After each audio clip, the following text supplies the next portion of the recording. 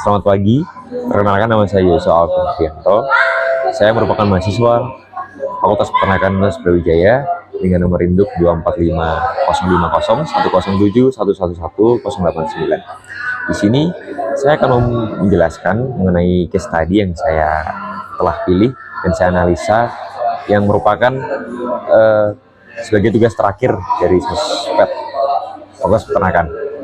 Di sini saya mengambil case study yang berjudul keberlanjutan usaha ternak sapi melalui peningkatan mutu makan dan wawasan epidemiologi di Kabupaten Kediri. Yang pertama, saya akan menjelaskan mengenai lembaga-lembaga yang terdapat pada case study saya. Yang pertama adalah lembaga pemerintah, yang dimana itu ada Badan Pusat Statistika atau bisa dikatakan BPS di Kabupaten Kediri. Lalu yang kedua adalah lembaga universitas, yaitu ada Universitas Nusantara PGRI Kediri. Lalu yang kedua ada fungsi lembaga.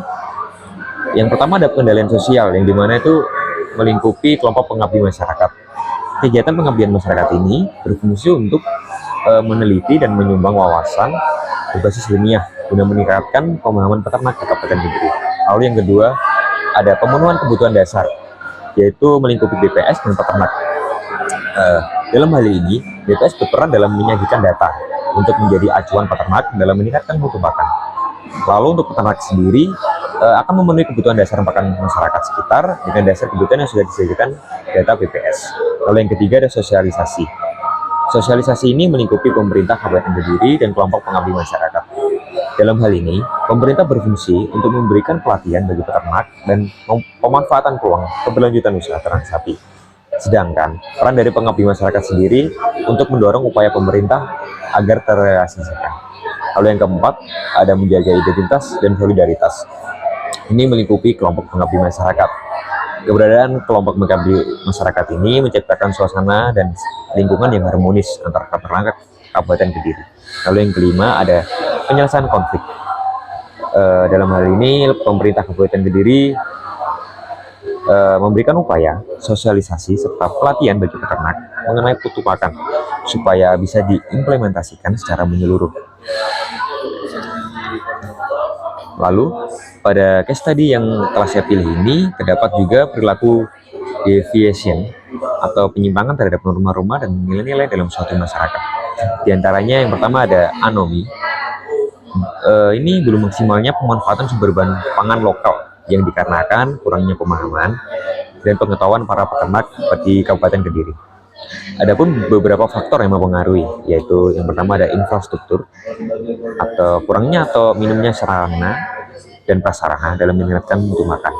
Lalu ada akses pemodalan.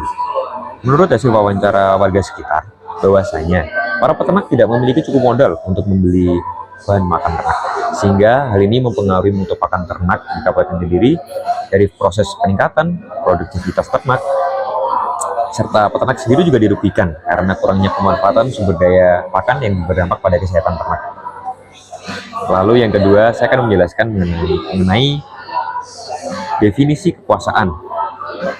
Dalam case study yang setelah saya pilih, kekuasaan merujuk pada cara pengendalian, mengarahkan, dan mengendalikan. Kekuasaan juga tidak hanya berbicara tentang kepemimpinan dalam suatu tatanan sosial, namun bagaimana dia mengarahkan dan mengambil sebuah keputusan. Lalu saya akan menjelaskan mengenai dimensi kekuasaan. Ada beberapa dimensi kekuasaan yang relevan dalam konteks adaptasi terhadap perubahan iklim di kalangan peternak sapi di Kabupaten Kediri. Yang pertama ada kekuasaan politik. Pemerintah memiliki kekuasaan dan wewenang dalam menetapkan kebijakan dalam menyelesaikan suatu masalah seperti sosialisasi kepada peternak. Lalu yang kedua ada kekuasaan sosial. Pengabdi masyarakat memiliki kekuasaan untuk turut membantu, memberikan pengaruh, dan menyebarluaskan informasi kepada peternak sapi di Kabupaten Kediri. Lalu, saya akan menjelaskan mengenai saluran kekuasaan. Saluran kekuasaan sendiri, yang pertama, ada saluran formal. Saluran formal ini, pemerintah menjadi saluran utama untuk memberikan keputusan dan solusi, seperti diadakannya pelatihan, dalam pemanfaatan peluang keberlanjutan pada mutu makan ternak di Kabupaten Kediri. Lalu yang kedua ada saluran institusional. Lembaga non pemerintah atau lembaga pendidikan yang mengarah ke peternakan seringkali memberikan informasi mengenai penyediaan mutu makan ternak di Kabupaten Kediri. Lalu juga ada sumber-sumber kekuasaan. Yang pertama ada wewenang legal atau atas dasar hukum atau lembaga pemerintah. Pemerintah Kabupaten Kediri memiliki kekuasaan yang didasarkan pada hukum karena mereka memiliki wewenang dalam menentukan kebijakan dan sosialisasi peternak. Lalu juga ada wewenang dalam status otoritas formal atau termasuk juga dalam lembaga pemerintah. Lembaga tersebut yaitu BPS atau tadi dikatakan Badan Pusat Statistika yang memiliki status formal dalam menyediakan data untuk mendorong perkembangan peternakan di Kabupaten Kediri. Lalu juga ada kekuasaan yang tumbuh dari pendidikan atau melingkupi lembaga pendidikan. Universitas Nusantara PGRI Kediri memiliki kekuasaan yang didapatkan berdasarkan status pendidikan. Dalam hal ini, setiap publikasi yang dilakukan berdasarkan wewenang lembaga pendidikan. Setelah itu saya juga menjelaskan mengenai bentuk lapisan kekuasaan berdasarkan study case yang telah saya pilih. Yang pertama, ada pihak berkuasa. Di sini pihak berkuasa melingkupi BPS dan pemerintah Kabupaten Kediri. Kedua lembaga ini memiliki wewenang dalam menetapkan suatu kebijakan dan pengelolaan data ternak. Lalu juga ada Universitas Nusantara PGRI Kediri. Dalam hal ini, lembaga pendidikan berperan sangat penting sebagai fasilitator sosialisasi peternak Kabupaten Kediri. Lalu yang kedua ada pihak yang dikuasai. Di sini pihak yang dikuasai yaitu peternak sendiri. Dalam hal ini peternak menjadi pihak yang dikuasai karena peternak tersebut memiliki permasalahan yang utama. Setelah itu, saya akan menjelaskan mengenai cara-cara mempertahankan kekuasaan berdasarkan study case. Yang pertama, penguasaan pengetahuan. Pemerintah Kabupaten Kediri dalam hal ini memiliki cara dengan bijakannya dalam memberikan pelatihan ataupun pengetahuan kepada peternak, serta lembaga pendidikan juga memberikan pengetahuan berupa sosialisasi. Lalu yang kedua ada keputusan strategis. Pemerintah Kabupaten Kediri dapat mempertahankan kekuasaan dengan memberikan kebijakan berupa pelatihan, pemanfaatan pada bentuk pakan ternak. Lalu yang ketiga ada jaringan sosial yang kuat. Kelompok masyarakat sendiri dapat membangun dan memelihara hubungan sosial dengan tujuan untuk menyampaikan aspirasi masyarakat. Lalu selanjutnya, saya akan menjelaskan mengenai kebijakan-kebijakan dalam sektor peternakan yang mempengaruhi peternak mengenai layanan birokrasi. Dalam studi case saya, didapat pernyataan mengenai kendala dalam birokrasi sebagai berikut. Yang pertama, kurangnya pelatihan teknis, yaitu pemerintah daerah belum menyediakan pelatihan yang memadai untuk meningkatkan keterampilan peternak. Lalu yang kedua ada keterbatasan petugas teknis, di mana kekurangan tenaga ahli di bidang kesehatan ini mengakibatkan munculnya hambatan dalam proses pengawasan kesehatan ternak. Lalu yang ketiga dan minimnya koordinasi antar pemangku kepentingan, di mana koordinasi antar pemerintah, peternak, dan pihak swasta tidak optimal atau kurang optimal sehingga minimnya program peningkatan mutu pakan ternak. Selanjutnya saya juga menjelaskan mengenai proses birokrasi dalam studi saya. Proses birokrasi dalam studi ini melibatkan penyusunan program, pelatihan, dan penyediaan fasilitas oleh pemerintah. Namun, implementasi program seringkali berjalan kurang maksimal yang berakibat yang pertama, kurangnya alokasi anggaran untuk pelatihan peternak. Kurangnya ini diakibatkan dari minimnya koordinasi antar pemerintah daerah. Lalu yang kedua, sistem distribusi informasi yang tidak efektif kepada peternak. Proses penyampaian informasi ini kurang efektif. Terkait program pelatihan seringkali tidak efektif karena banyak peternak tidak mengetahui adanya pelatihan dan fasilitas yang disediakan oleh pemerintah. Lalu yang ketiga ada pelaksanaan pelatihan dan penjualan yang tidak merata. Proses pelaksanaan pelatihan teknis dan penjualan epidemiologi seringkali terbatas dalam hal cakupan wilayah ataupun jumlah peserta. Lalu yang keempat ada kolaborasi dengan pihak swasta dan institusi pendidikan. Dalam proses birokrasi, keterlibatan pihak swasta ataupun institusi pendidikan seperti universitas seringkali kurang dimanfaatkan. Padahal kolaborasi ini memiliki banyak potensi cakupan dan memperluas pelatihan dan teknis. Selanjutnya, saya juga menjelaskan mengenai pesan instansi dalam peningkatan layanan publik atau birokrasi. Dalam studi case yang telah saya pilih, terdapat peran pemerintah dalam pelayanan langsung kepada peternak, terutama dalam meningkatkan kualitas mutu pakan dan ilmu wawasan peternak. Di antaranya, yang pertama ada meningkatkan mutu pakan. Pemerintah daerah dalam studi case ini diharapkan memberikan pelatihan tentang penggunaan teknologi dalam pembuatan pakan berkualitas tinggi dari limbah pertanian.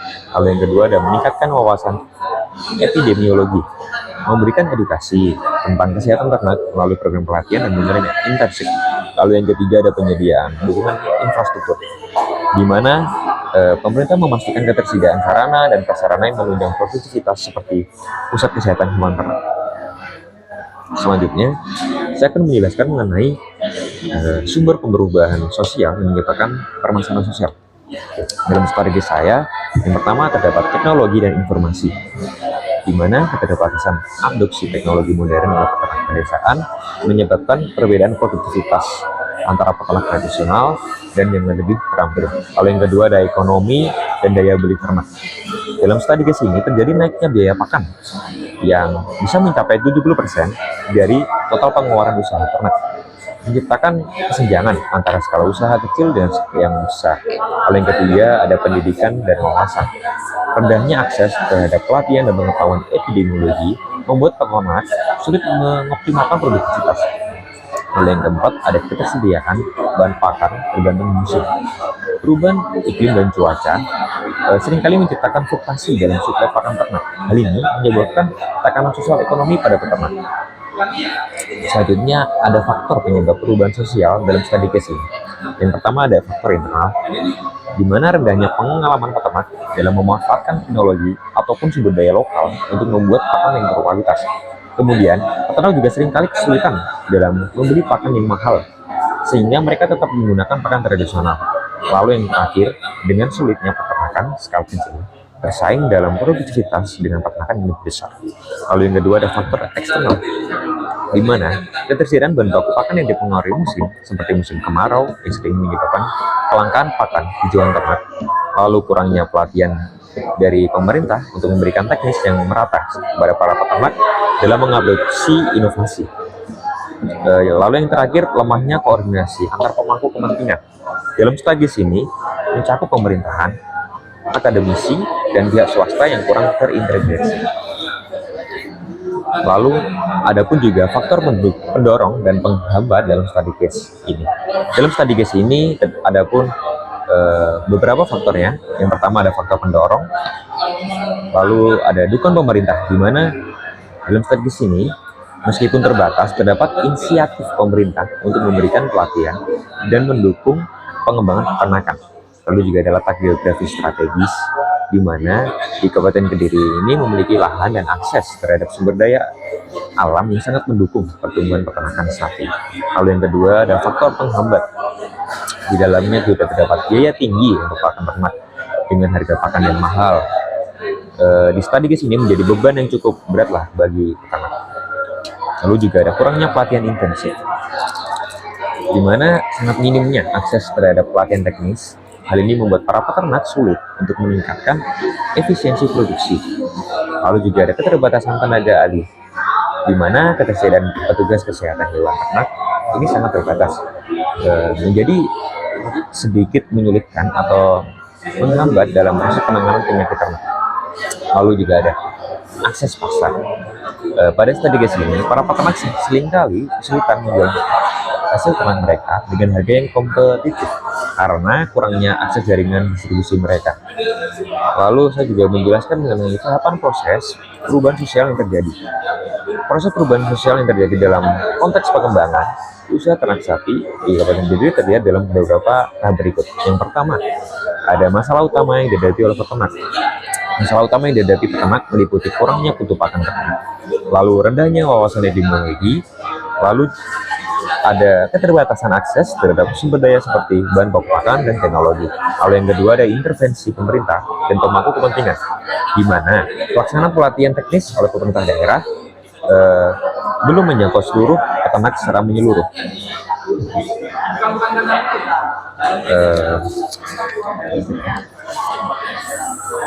Lalu saya akan menjelaskan mengenai reintegrasi dalam studi case.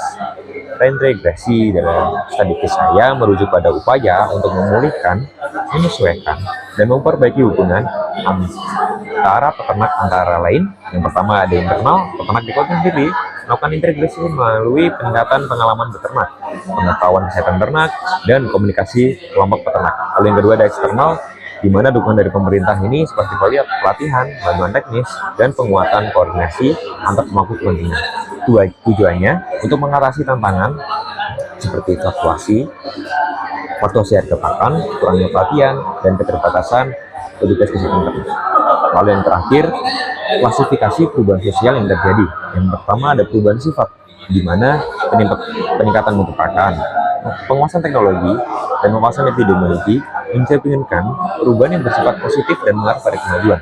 Lalu yang kedua ada perubahan berdasarkan perencanaan, di mana melingkupi strategi pengembangan berbasis analisa SWOT dilakukan untuk memanfaatkan peluang sambil mengurangi kelemahan. Lalu yang ketiga ada perubahan ruang lingkup, di mana ruang lingkup ini mencakup penerapan teknologi dalam pembuatan pakan ternak dan pembuatan atau pembentukan paguyuban peternak mengubah struktur organisasi peternakan.